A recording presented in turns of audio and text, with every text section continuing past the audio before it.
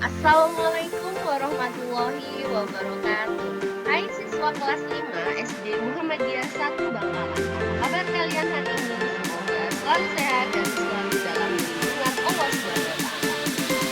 Tetap semangat belajar ya. Hari ini kita akan belajar tentang tema 2 mengenai peristiwa penting seputar proklamasi. Nah, sebelum kita memulai belajar, marilah kita membaca doa terlebih dahulu.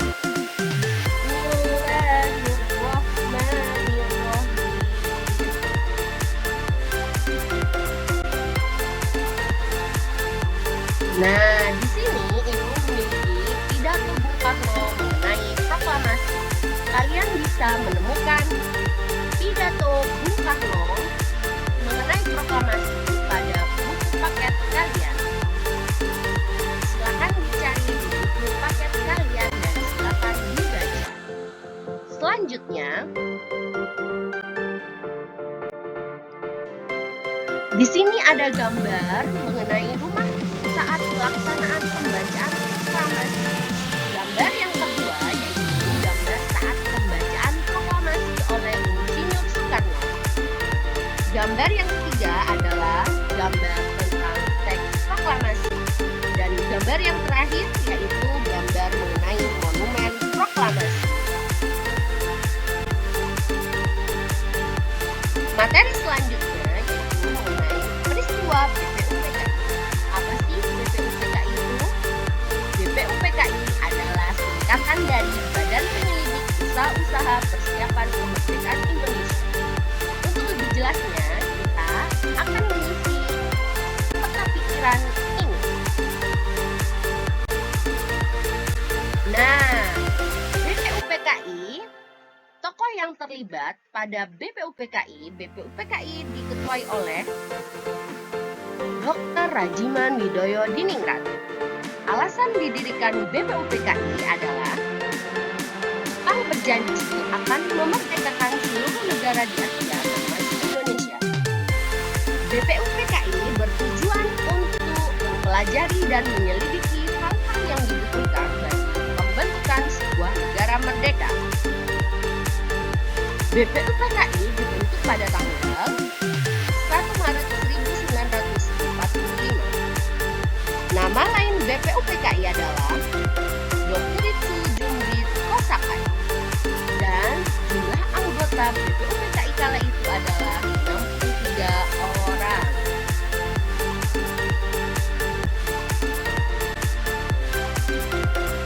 Selanjutnya terbentuknya Panitia 9. Panitia 9 diketuai oleh Insinyur Soekarno. Diselenggarakan pada tanggal 29 Mei 1945 sampai 1 Juni 1945. Panitia 9 merumuskan dasar negara Indonesia. Insinyur Soekarno mengusulkan dasar negara Indonesia yaitu Pancasila. Nah, ini adalah 5 dasar yang diusulkan oleh Bung Karno. Yang pertama, kebangsaan Indonesia. Yang kedua, internasionalisme atau kemanusiaan. Yang ketiga adalah mufakat atau demokrasi.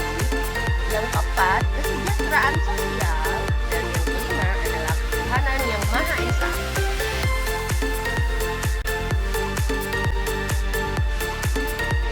Bila dirunut ke belakang, bentuknya NKRI telah melalui beberapa tahap bila digambarkan dalam bentuk bagan sebagai berikut. Tahap yang pertama, bangsa Indonesia menyadari pentingnya kemerdekaan. Nah, saat bangsa Indonesia menyadari bangsa Indonesia sedang melawan Belanda dan Jepang. Tahap yang kedua, yaitu tahap berjuang dengan memanggul senjata dan perjuangan rakyat. Tahap yang ketiga adalah proklamasi sehingga merdeka. Merdeka dikarenakan yang pertama, rahmat Tuhan yang Maha Kuasa. Yang kedua, perjuangan seluruh rakyat. Dan tahap yang keempat adalah membentuk alat kelengkapan negara dan lahirlah NKRI secara utuh.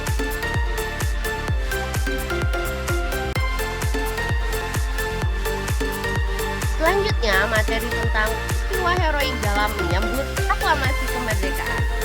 Peristiwa yang pertama yaitu terjadi di Semarang pada tanggal 11 sampai 19 Oktober 1945. Di Semarang terjadi pertempuran yang dahsyat antara pemuda Indonesia melawan Jepang. Sekitar 400 orang tawanan Jepang dari pabrik gula Cepiring diangkut oleh pemuda Indonesia untuk dibawa ke penjara kumuh di Semarang. Pada keesokan harinya, pasukan Jepang menyerbu kota Semarang. Sejak saat itulah berlangsung pertempuran 5 hari di kota Semarang.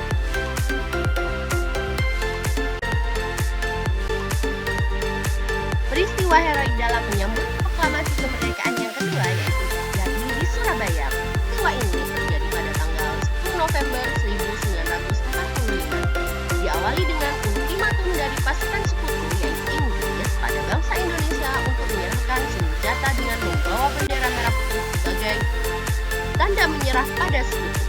Hal ini disebabkan karena tewasnya Brigjen Malabi. Namun, sampai batas waktu yang dijanjikan, Indonesia tidak mengindahkan perintah tersebut. Akhirnya terjadilah pertempuran yang mengakibatkan banyaknya korban yang jatuh. Peristiwa yang ketiga yaitu terjadi di Bandung dengan sebutan Bandung Lautan Api. Peristiwa ini terjadi pada bulan Oktober 1945. Ketika itu, pasukan sekutu memasuki kota Bandung untuk mengambil alih tawanan Jepang dan menyelidiki senjata mereka. Pihak sekutu juga meminta Indonesia untuk menyerahkan senjata yang berhasil dirampas dari pihak Jepang. Namun, permintaan itu tidak dihiraukan oleh Indonesia. Akhirnya, pada tanggal 23 Maret 1946, terjadilah pertempuran.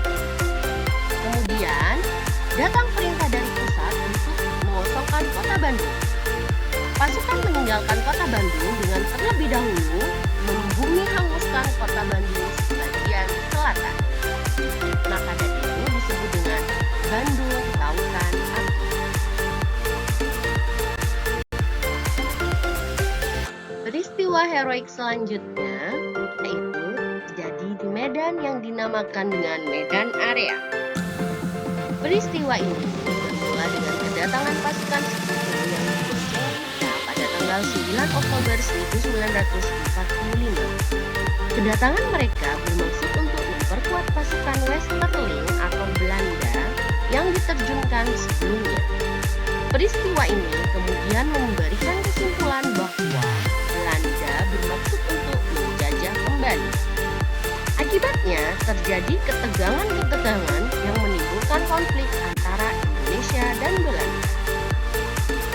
Peristiwa yang kelima yaitu peristiwa Merah Putih di Manado.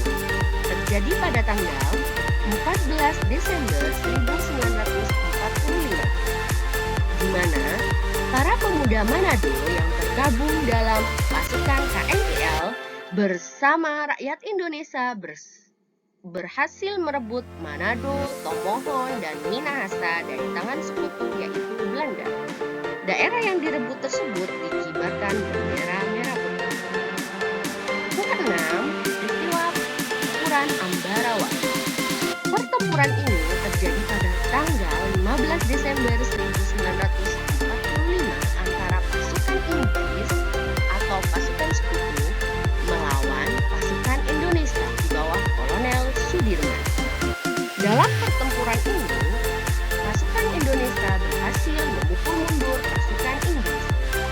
Untuk mengenangnya, didirikanlah monumen Palangan Ambarawa.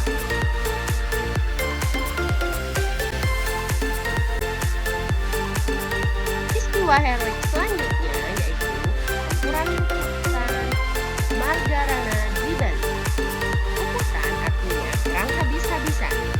Perang ini terjadi pada tanggal 26 November 1946 antara pasukan Belanda dan rakyat Bali.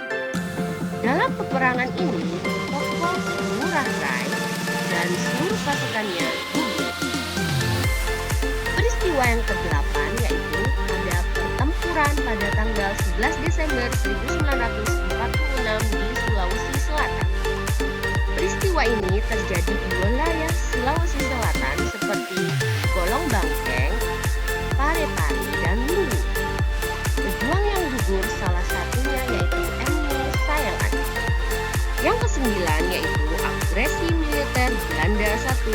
terjadi pada tanggal 21 Juli 1947, di mana Belanda telah melanggar perundingan Kertajati dengan melancarkan serangan secara tiba-tiba. Serangan tersebut diarahkan di kota-kota besar di Jawa dan Sumatera, terutama daerah minyak dan perkebunan. Dan peristiwa heroik yang terakhir atau yang ke-10 di sini ada agresi militer Belanda kedua, terjadi pada tanggal 19 Desember 1948 di Yogyakarta. Serangan ini telah melanggar perundingan Renville. Melihat hal ini, Soekarno dan Hatta mengirim radiogram kepada Mr. Saifuddin yang berkunjung di Bukit Tinggi, Sumatera, untuk segera membentuk pemerintahan darurat RI di Bukit Tinggi. Nah, itulah peristiwa-peristiwa heroik penting yang menunjukkan perjuangan bangsa Indonesia setelah proklamasi kemerdekaan.